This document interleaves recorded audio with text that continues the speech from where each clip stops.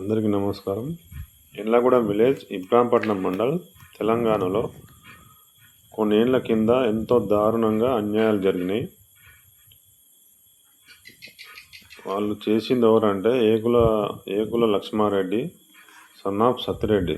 మొత్తం main character ఈయనదే. ఏకుల Lakshma Reddy వాళ్ళ కొడుకుల పేర్లు అనిల్ రెడ్డి, మనోహర్ రెడ్డి.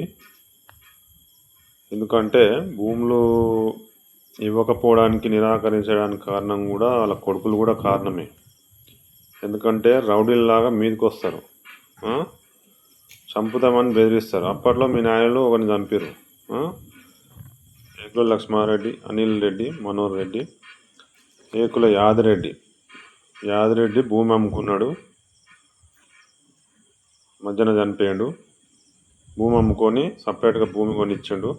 కూతుర్లకి కొడుకుకి ఇల్లు కట్టిండు పైసలతోటి. కొన్నైనా కేసు నడిపిస్తుండు పెద్ద యాదిరెడ్డి.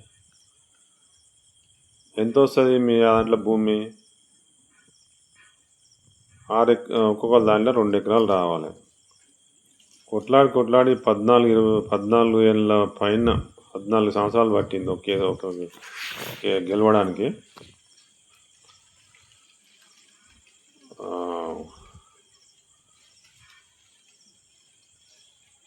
2 ఎకరాలు రావాల్సింది ఒక్కొక్కటి దాంట్లో. అన్యాయంగా వేరే పిటిషన్లు వేసి వాళ్ళకు భాగాలు అవసరం లేకున్నా కానీ ఆడపిల్లలకి భాగాలు వస్తట్టు చేసి, ఆస్తి చిల్కపోయేటట్టు చేసి, అంతకుముందుకేమో 14 సంవత్సరాల దాకా మొత్తం అన్నగుట్టలేదని కొట్లాడిపించారు. మీరు అన్నగుట్టలేదు, ఎమ్మె ఎవరికో పుట్టింది అన్నట్టుగా తప్పుడు సాక్ష్యాలు పెట్టి లాయరు వేరే సంబంధం లేని క్వశ్చన్లు అడిగి, మీరు భూమి ఇవ్వకపోతే దున్నుకున్నావా అని అడిపిస్తాడు మీ లాయరు.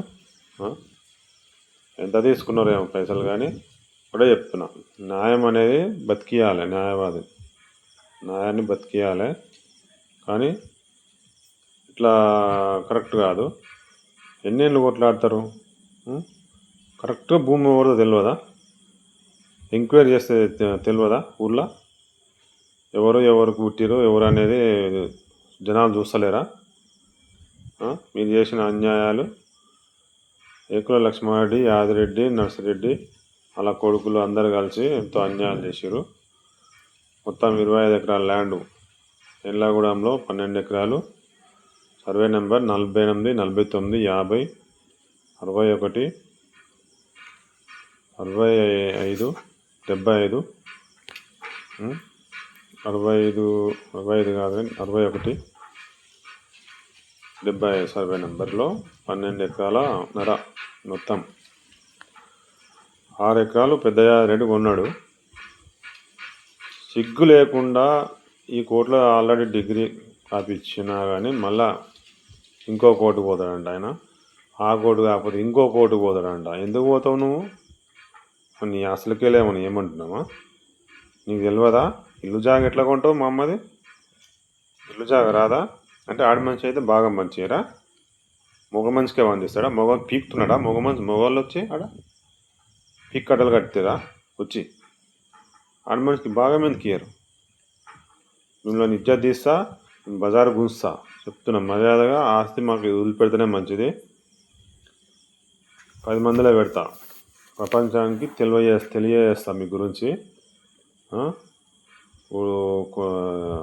వీడియోలు పెడుతున్నా, ఫోటోలు కూడా వేస్తా, అందరూ చూడాలి. ముఖ్యంగా నాగన్పల్లి, ఎన్లగూడెం, రాయపోల్, దొండగూడెం, పొలకంపల్లి ప్రజలు గమనించాలి. వీళ్ళకు ఏకుల లక్ష్మారెడ్డి అంటే ఆయనకి ఎంతో అన్యాయం చేసిన ఆయనే మూల కారణము. 14 సంవత్సరాలు కొట్లాడిండు. ఆయనకి ఎలాంటి అప్పులు కూడా ఇవ్వకండి, మంచోడు కాదు. కండక్టర్ ఉద్యోగం చేస్తే ఇట్లా సస్పెండ్ చేసిరు ఆయన్ని. చిన్న పిల్లల్ని వేసుకొని ఇలా కొడతావురా నువ్వు? మీ పిల్లలకు బాగా మంచి ఇస్తలేవు నీ దాంట్లోకించి.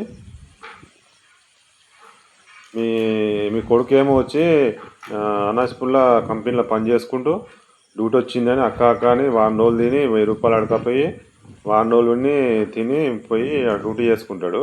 నువ్వేమో అన్నగుట్లేదు అనుకుంటా ఆడతావురా. అన్నగుట్టంది ఆడ ఎట్లా వచ్చి ఈడ తిన్నాడు, ఎట్లా వచ్చి అనుకున్నాడు, ఈడ ఎట్లా పైసలు అడకపోయాడు, ఇంకా 1000 రూపాయలు అడకపోయి ఇవ్వలేదు ఇప్పటివరకు. ఇట్లే ఉంటావు రేకుల లక్ష్మారెడ్డి న్యాయం. మర్యాద ఇస్తాం, మర్యాద ఇస్తే పిచ్చి పుచ్చుకోవాలి. మర్యాద మా భూమి మాకు వదిలిపెడితేనే మంచిది. ఎవరెవరు తిన్న భూములన్నీ మేము బయటకు తీస్తా. నేను మా భూములన్నీ తిన్నోళ్ళన్నీ బయటకు తీస్తా. అన్నాజ్పూర్లో కూడా మా భూములు తిన్నాయని బయటకు తీస్తా. ఒక్కొక్కరికి హక్కిస్తా. నేను ఏమనుకుంటారో కొంచెం రెవెన్యూ డిపార్ట్మెంట్లో కూడా ఒకటే చెప్తున్నా, భూములు ఎవరన్నా రిజిస్ట్రేషన్ చేసుకుంటానికి వచ్చినప్పుడు ఒక విఆర్ఏ కానీ ఎవరైనా కానీ ఎంక్వైరీ చేయండి.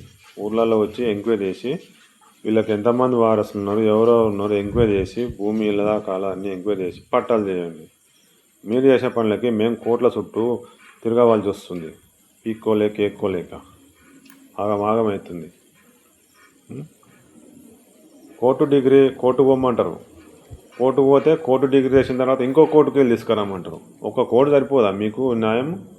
ఒక కోర్టులో డిగ్రీ ఇస్తే సరిపోదా? ఒక కోర్టులో భాగం ఉంటుందని తీర్పు ఇచ్చిన తర్వాత వేరే కోర్టుకి వెళ్ళి తేవాల్సిన తీసుకురాండి అనడానికి మీకు రైట్స్ ఏమున్నాయి? 2014లో తీర్పు వస్తే మేము ఎంఆర్ఓని పోయి అడిగితే ఎంఆర్ఓనేమో రాస్తాడు, ఆయన కిందోళ్ళనోళ్ళు పెత్తనం చెలాయిస్తారు ఎక్కువ, ఆ కోర్టు నుంచి తేపో అంటాడు. 2014 నుంచి మేము తిరుగుతున్నాం ఇబ్రాపట్నం రెవెన్యూ డిపార్ట్మెంట్లో, ఎవరు పట్టించుకోరు. ఎన్ని భూ సమస్యలు ఇంకా ఇట్లాంటివి ఎన్ని ఉన్నాయో, ఎన్ని దరఖాస్తులు ఇచ్చినాం. మళ్ళీ వాళ్ళకు మాత్రం కోర్టు కేసు ఉంది, కోర్టు డిగ్రీ వంచినా కానీ దరఖాస్తు ఇచ్చినా కానీ రిజిస్ట్రేషన్లు చేసుకుంటారు, వాళ్ళ కొడుకుల పేర్ల మీద చేసుకుంటారు, మీరు పాస్బుక్లు ఇస్తారు, లోన్లు ఇస్తారు, అన్నీ అయిపోతున్నాయి. ఇది మన న్యాయం వ్యవస్థ ఇట్లుంది, కరెక్ట్ కాదు ఇది. ప్రజలందరూ గమనించాలి. ఏకుల లక్ష్మారెడ్డి అనే వ్యక్తి మెయిన్ కారకుడు. ఆయన దాంట్లోనే ఉంచుకున్నాడు. మిగతా వాళ్ళు అమ్ముకొని భూములన్నీ కొనేసుకొని ఈమెకు వాటా పోతుందని కొనేసుకుని పక్క పెట్టుకుండు. పెద్దయాదిరెడ్డికి ఆల్రెడీ తెలిసినా కానీ కావాలని కొన్నాడు. 1,00,000 రూపాయల ఎంతో మొత్తం 6 ఎకరాల భూమి కొన్నాడు. ఆయన దాంట్లో కోర్టు ప్రకారమైన మాకు ఎకర భూమి రావాలి, 2 ఎకరాల భూమి రావాలి యాక్చువల్గా, కావాలని పార్టీషన్ వేసారు. వాళ్ళకేమో ఆడపిల్లలకేమో వాళ్ళు ముసలాళ్ళు కొంచెం ఓల్డ్ ఏజ్ అయిపోయింది, వాళ్ళకు అవసరం లేదన్నారు భూమి. అయినా సరే వాళ్ళకు అవసరం లేకపోతే ఆ భూమి గవర్నమెంట్ తీసేసుకోవాలని కోరుతున్నా నేను. ఇప్పుడు వాళ్ళకు అవసరం లేదు, పిటిషన్ వేసిండు, వాళ్ళు వద్దంటారు భూమి, గవర్నమెంట్ తీసుకోవాలి తప్పదు. 9 ఎకరాలన్నర వస్తుంది అలా వాటా, మాకు ఇచ్చేసి వాళ్ళు గవర్నమెంట్ తీసేసుకోవాలి అంతే. ఎందుకంటే వాళ్ళు కొట్లాడని అంటారుగా. ఎట్లయినా సరే మా భూములు మాకు రావాలి. మన రేవంత్ రెడ్డి అన్న ప్రభుత్వము మాకు హెల్పింగ్ చేయాలి కంపల్సరీ. ఎందుకంటే రెవెన్యూ భూముల విషయంలో చాలా అన్యాయాలు జరుగుతున్నాయి. ఎంక్వైరీ చేయండి. ఎవరు సరిగా ఉద్యోగాలు సరిగా చేస్తలేరు. రెవెన్యూ ఆఫీస్కి పోయినా ఎవరు పట్టించుకుంటలేరు, బెదిరిస్తున్నారు. ఎక్కువ మాట్లాడితే కేసులు పెడతామని బెదిరిస్తారు. ఇట్లా ఉంటుంది మనకు. అంటే వాళ్ళకి భయపడి రైతులు కూడా వాళ్ళ బాధలు చెప్పుకోలేకపోతున్నారు. రైతులు కూడా పోయి వాళ్ళ బాధలు చెప్పుకోలేకపోతున్నారు, వాళ్ళ ప్రాబ్లమ్స్ సాల్వ్ చేసుకోలేకపోతున్నారు. ఆన్లైన్ చేసారు, ఆన్లైన్లో చుట్టూ మీ సేవలకు ఎక్కడ పోయినా కానీ అటు ఇటు తిరగడమే సరిపోతుంది. అక్కడ పోయేసరికి క్యాన్సిల్ చేసేస్తారు. ఫోటో పేపర్ సబ్మిట్ చేసి స్కానింగ్ చేసి చాలాన్ కట్టి అప్లై చేస్తే రిజెక్ట్ చేసారు. బ్లాక్ లిస్ట్లో పెడతామంటే సర్వే నెంబర్లు రిజెక్ట్ చేస్తారు. కోర్టు ఆర్డర్ కూడా ఉంది. కొన్ని పాస్బుక్లు ఏమంటేనేమో పాస్బుక్లు ఇస్తలేరు. భూములు సర్వే చేయాలంటే ఆ కోర్టులో ఆ లాయర్లు మొత్తం జరుపుతున్నారు సంవత్సరాల కొద్దీ. ఇట్లే ఉంది మన న్యాయ వ్యవస్థ. ఎన్ని సంవత్సరాలు జరుపుతారు? సరిపోదు, ఎందుకు టైం వేస్ట్? ఒక నెల రోజుల ఇచ్చారా? న్యాయం అన్యాయం మీరు కనుక్కోలేరా మీరు?